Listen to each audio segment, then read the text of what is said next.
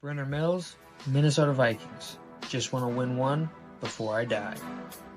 Dalton Zongrecker, Dallas Cowboys. Just trying to earn a little respect. Lane Cooner, the conductor of the Baker train. All right, everybody. Welcome into another episode here on the Wide Eye Sports Podcast.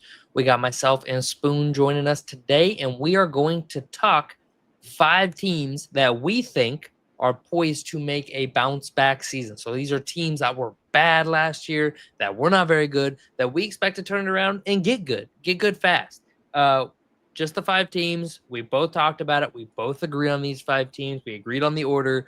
So, Spoon, are you ready to start it off? Can we go ahead and give team number 5? Go ahead. All right. Team number 5, the Dallas Cowboys. The Dallas Cowboys are a team that went and got Matt Eberflus as their defensive coordinator, new head coach. Dak comes back, and I'm not trying to say Dak is Josh Allen, but that matters. Dak is a experienced, good starting quarterback in the NFL. Top 15 all day, can squeeze into the top 10 depending on how he's playing. That run game may not be what it's been in the past, but they still have CeeDee Lamb. I think CeeDee's an amazing receiver. I think that defense takes a huge step up and goes from bottom 2 to top 15.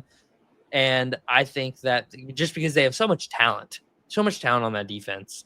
Mike is great. Diggs can obviously play at a high level. They get Bland back. There's so many things that should turn around for the Cowboys that I think this should be a very good team, Spoon. So yeah, we didn't really argue, but we did discuss who to put at our 5. It was either them or the Falcons. And with the Falcons being 8 and 9, I don't see them getting too much better. I see them like their peak being like a 10-win team, but I also see the Cowboys being a 10-win team. And if that was the case, the Cowboys would have the better come up this year because they win an extra game over the Falcons. But my thing with the Cowboys is that their defense was bad. It was real bad. Yeah, really bad. So there's 2 starting corners, Deron Bland and Trayvon Diggs. They both started basically one season last year combined. Yeah. That's how they both missed almost half the season. Whenever you look at them together, their run game was just god awful. They went and got Javonte Williams. They got Miles Sanders. They drafted Jaden Blue to add some speed back there. I mean, they could honestly, I feel like, put any of these 3 guys at any point back there, and they could be somewhat of a threat. I really like what they did with that. Their wide receiving core is a little just lackluster because they only have CeeDee, really. I mean, they have speed with Turpin. I do enjoy watching him play the slot and go out and just catch those short passes. But, man, their run game got better. Their defense, as long as they can all stay healthy, they're going to be a top – I would argue and say they're going to be a top 10 defense if they can stay healthy. Yeah, I expect them to jump into the top 15.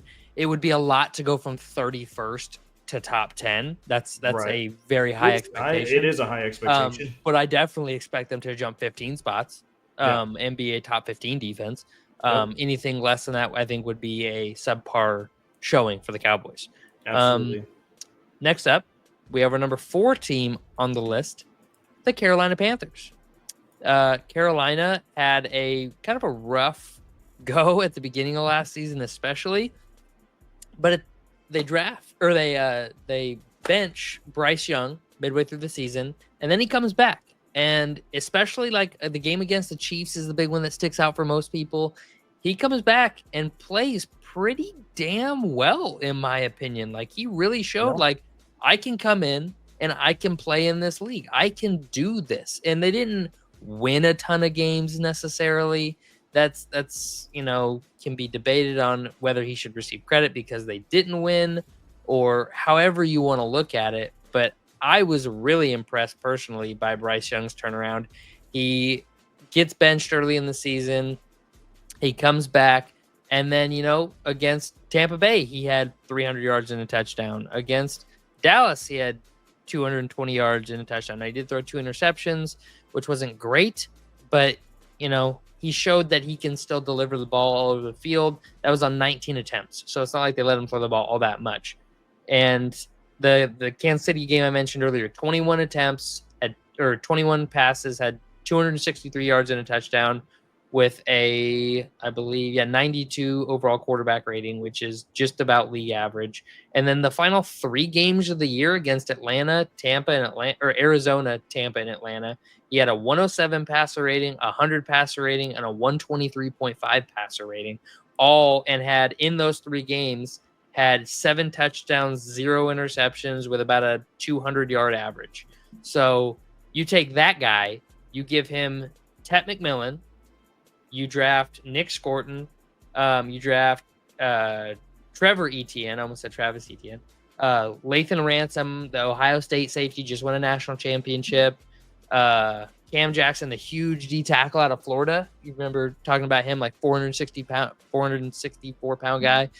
Yep. Lost like 30 pounds already. And then Jimmy Horn, 6th-round pick out of Colorado, knows what it takes to play for a high-level coach in prime. And I really think these guys, you combine that with having Derek Brown and having a J.C. Horn and having, I can't remember the other cornerback's name, but getting your secondary locked up.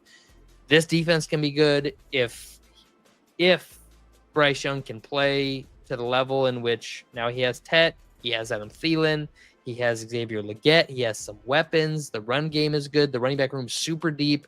I feel like the Carolina Panthers super deep. I was looking at that too. Like right now they have their let me just double check before I say the names wrong. But right now their RB3 and their RB4 is Trevor Etienne and Jonathan Brooks. Jonathan Brooks was a guy that we thought was going to be starting for him. Right now they have him listed as the 4th string. I'm just like, damn, they could. So they got some talent over there in Carolina. Yeah, I mean, I was going to bring up Chuba Hubbard too. I mean, he finished in the top 8 in rushing yards last year. Like, I don't see him slowing down. He's still young. He's only 25 years old.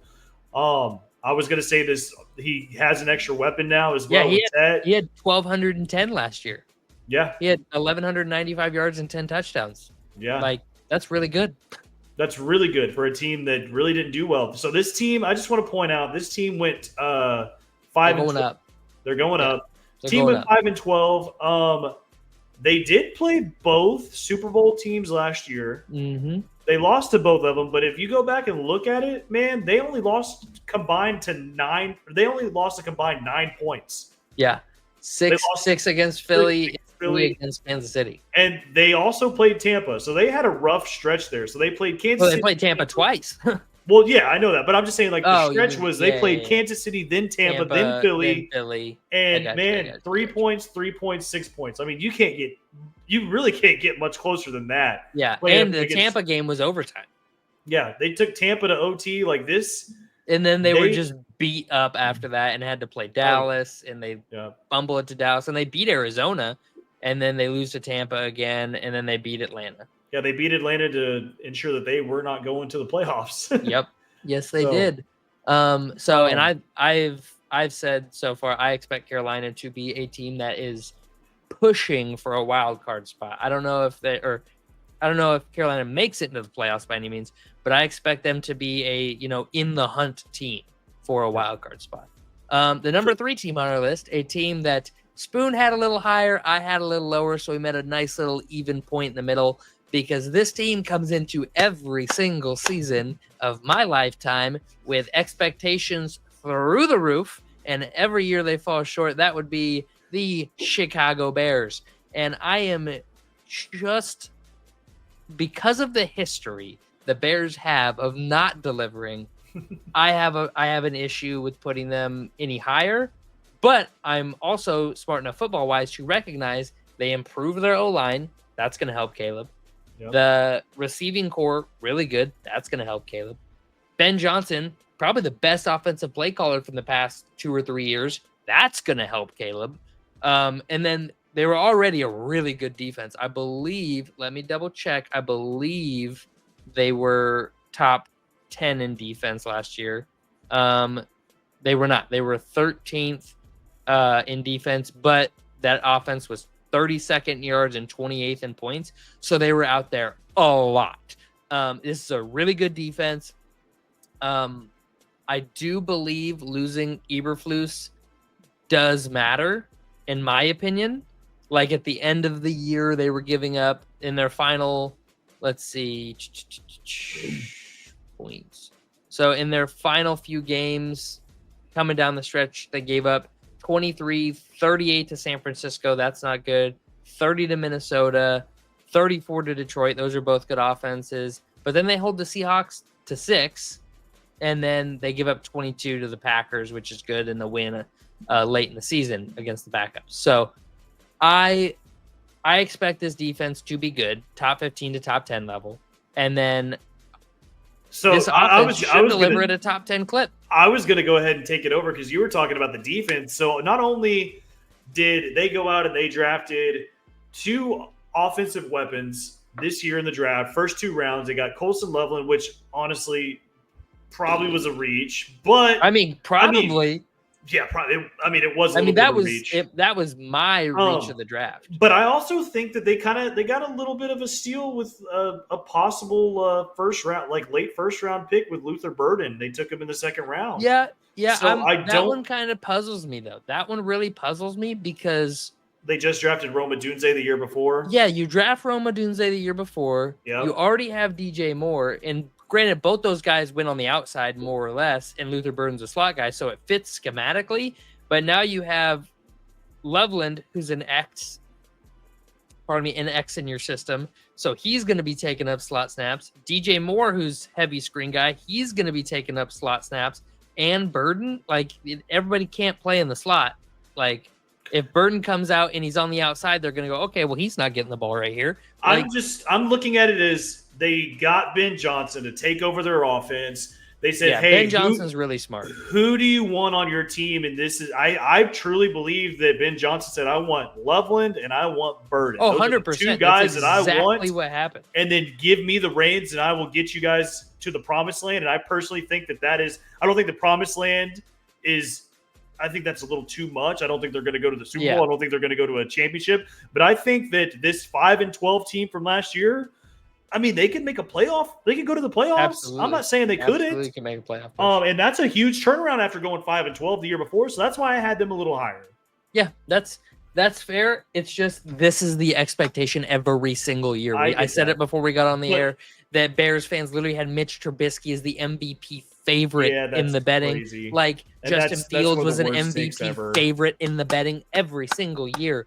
We have these Bears teams that are going, the Bears are going to be so good this year. And then every year it's, they didn't have the line. The receivers didn't play well. The defensive secondary didn't play well enough. And every year we continue to make excuses. And I don't think they're going to be I'm not high on them like that, but I do personally think them being 500, that's not out of the question. Them being one game above 500, that's not out of the question. Spot isn't out of the question, and I'm willing to accept that. My issue is that there are people who are already putting the Bears as division winners, or top end wild card teams. Colin Coward, what are you talking about? You cannot just expect this out of the Bears. They have shown that they can't do that.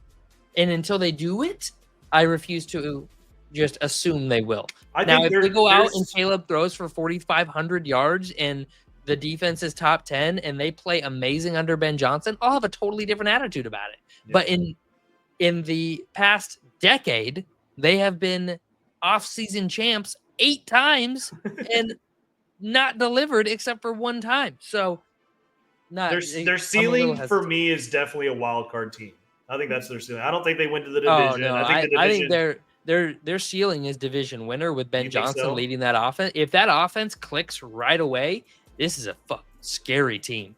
But they haven't shown that. And I'm trying to be as realistic as possible, right? Because obviously bias is involved here. So I'm trying to be as realistic as possible. Ben Johnson has shown me he's a fucking menace. I hate him. I hate he stayed in the division. He stayed in the division. It still kills me. And I have to keep dealing with him twice a year. And now, you know how I feel. And now I feel like it's for the team that you hate the most in the division. Well, no, I think you hate the Packers more than I hate the Packers the most more than But anybody. I think you hate the Bears. I hate the Bears second most. The Lions, until recently, it's Lions fans recently for me. They are absolute just for the most. I know there are obviously good and bad for all fan bases. I But, like, feel you for him can't though. be After going so many years of I being don't just feel so bad at ass, all. man. I don't feel bad at all. You know why I don't feel bad? Because we choose to do this to ourselves, right? They could go root for a different team. I don't expect pity because I've lost 4 Super Bowls. I But a lot of choose us to are root for the born. A Vikings. lot of us are born into it. I was born to be I into was being a born into the Cowboys fan. Vikings. Yeah. I could have said, "Nah, I'm good. I'm gonna be a Patriots fan." When the Patriots went undefeated, I could have done that. I chose not to. I choose this pain. That's You on me. You stick to the team you grew up watching, and your family usually watches the team, and you fall in love with them too. That's how it goes. Yeah, but Right. you choose That's why there's choose still Lions fans. We choose this pain. All right. Anyway, Anyways, on to number 2. number 2 on the list, the Jacksonville Jaguars. Plain I and mean, you simple. could argue and say the Bears are above them. You could, but man, this team to me, This offense should be stellar, in my opinion. yeah. I mean, to me, if you have Trevor Lawrence as your quarterback, this is not a 4-13 team. It's not. Exactly.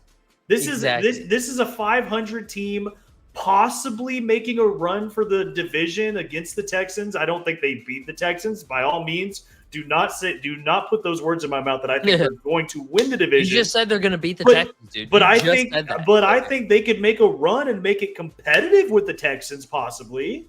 Absolutely. I expect this Jags class to compete. Yes. And you get Travis Hunter to take some pressure off of Brian Thomas Jr. Sorry, I thought I was going to sneeze. Give me a second. Okay, we're good. You get Travis Hunter. You go up. You make the move. You give up some picks. I really think that this defense can be better than they were. Obviously, they were not very good. But in my opinion, you should take Travis Hunter, start him on defense, and then use him as a package guy on offense. That's what I think. That's what I've been what saying. You should do with him because he's so dead set on playing both sides of the ball. The defensive prowess he has will help so much. So much. So now, if you look at their depth chart, they have him as the wide receiver 2, and then they have him as the second string corner. Yep. I think they need to flip it around. I think they need to keep him as the corner, keep him out there as a corner, and then like you said, put him in there for package offense stuff. Yep. Like, don't have him out there every play. Nope. But I mean, you could do like maybe 2 or 3 times a drive, throw him out there as a wide receiver. Yeah, just give him a couple screens, give him a couple different plays here and there, give him a couple go routes. I would be okay with I'd be okay with him being out there half the time, but half the time he's a decoy, right? Like he's not. Yeah, he's not. You have to be able to use him as a decoy. You can't just give him the ball every time because then teams are going to catch on to that. Obviously, yeah. Like run some like maybe run a screen with Travis Hunter and then run a fake screen. Yeah, like just do some crazy stuff. I feel like this team, the offensive line has some capabilities. The defensive line has some capabilities. I think they need to be better in the trenches overall to make like a legitimate like playoff run. Yeah. But the skill positions, the quarterback, the receiver room, all that just leads me to believe this is better than a 4-win team. This is a 9 to 10 win, 8 to 10 win team for sure, in my opinion. And I'll agree with that. I'm just the most confident of that of almost any team on this list. But the most confident team, the Las Vegas Raiders. And let me tell you, if there is one guy I believe in coaching a team, Pete Carroll would be very close to the top of that list. I mean, the Raiders were not good. They were the 25th overall defense. But the year before that, they were top 10. And I believe that with the talent they have on defense, Pete Carroll is going to walk in that building and he's going to sell a product. He's going to be like, here is what we're going to do. We're going to run the ball and we're going to play great defense and we're going to let Geno be efficient on offense. And those players are going to buy into that. Pete Carroll has a way about him of bringing players in and making them buy in. He is really good at that, and he will do that in Las Vegas, and that will lead this to be a good team. They will win 8 games. They will win 9 games. That is a guarantee from me. Put your house on it. Like, Pete Carroll, really good. He's going to win games. I'm just the most confident of anybody that he can come in. I mean, look what he did with the Hawks back in the day. Even like with the Patriots, his first year as the Patriots head coach, a lot of people, I don't know if you remember this, he was the coach before Bill Belichick was there. He got fired. He built the rosters that Bill Belichick won Super Bowls with. Those Patriots Super Bowls